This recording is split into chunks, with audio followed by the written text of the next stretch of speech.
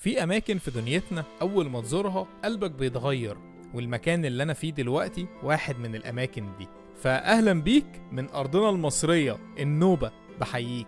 أول ما وصلت هناك حسيت إني دخلت عالم تاني، بيوت ألوانها تفرح، ناس وشهم مبتسم حتى لو الدنيا حر. النيل في النوبة مش مجرد نهر، ده روح المكان.